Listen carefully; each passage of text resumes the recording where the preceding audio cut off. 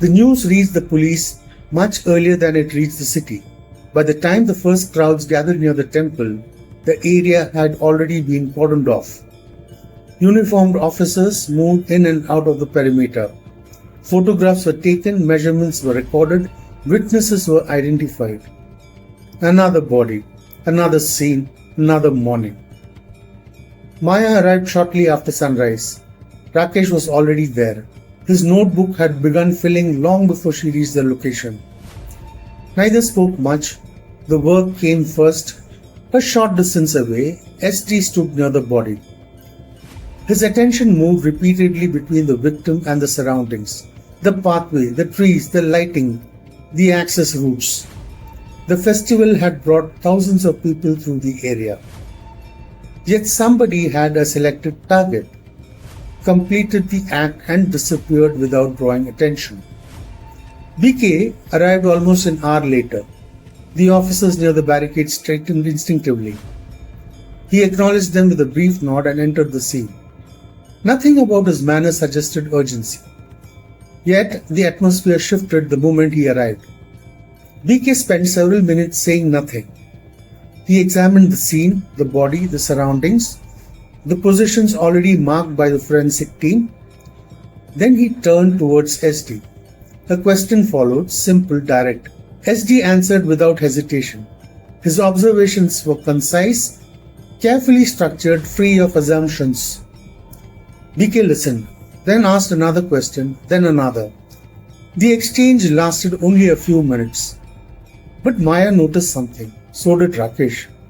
BK was not correcting him, he was testing him. And SD was holding his ground. The discussion continued through the afternoon. Photographs changed hands, notes were compared, timelines were revisited. The similarities remained difficult to ignore. So did the differences.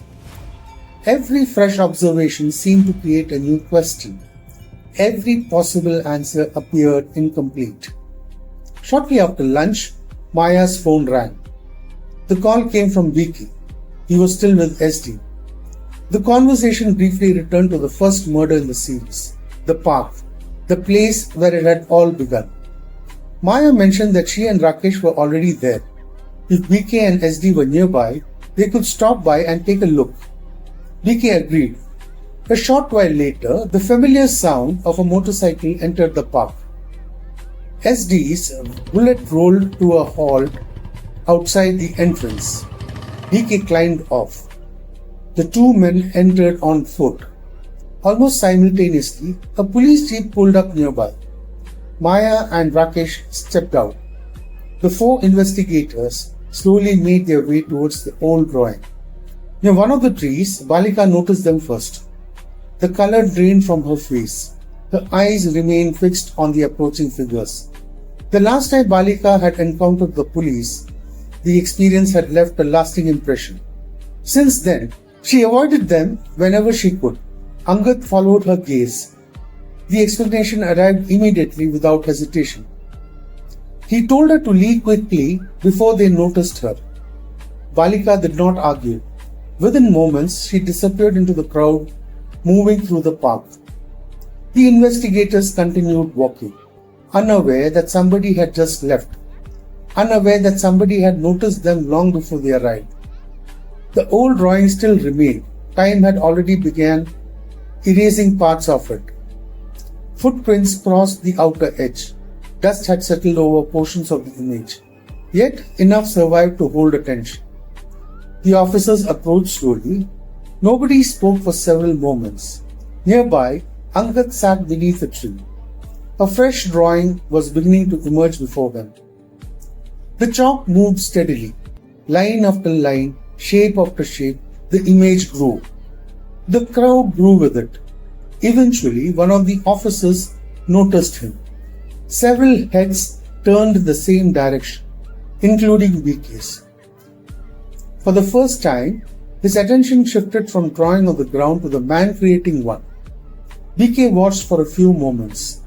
The confidence of the lines caught his attention first, then the speed, then the absence of hesitation. This was not somebody experimenting. This was somebody who knew exactly what he was doing. The crowd seemed to understand it too. People stood silently around the artist, watching the image emerge beneath his hands. BK eventually began walking towards him. Maya followed. Rakesh followed. SD remained a few steps behind. The crowd parted instinctively. Nobody wanted to obstruct the view. Angad became aware of their presence only when a shadow fell across the drawing. His hand stopped briefly, then resumed.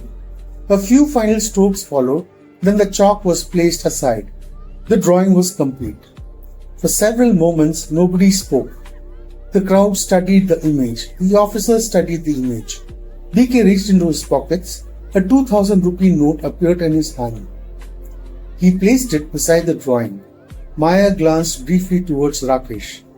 Moments later, each of them added a 100 rupee note of their own. The crowd responded immediately. More notes appeared, more coins followed. Within moments, the familiar ritual had begun. BK looked at the drawing one final time, then towards Angad. A brief conversation followed, simple, polite, forgettable to anyone standing nearby. The encounter lasted barely a minute. Then it ended. BK turned and walked away. The others followed. The crowd slowly closed the gap behind them. Children returned to their games, conversations resumed, the city continued moving. The investigation continued moving with it. Questions remained unanswered. The distance between the hunters and their quarry remained unchanged. And somewhere beyond suspicion, beyond evidence, beyond certainty, events continued moving towards a future none of them could yet see.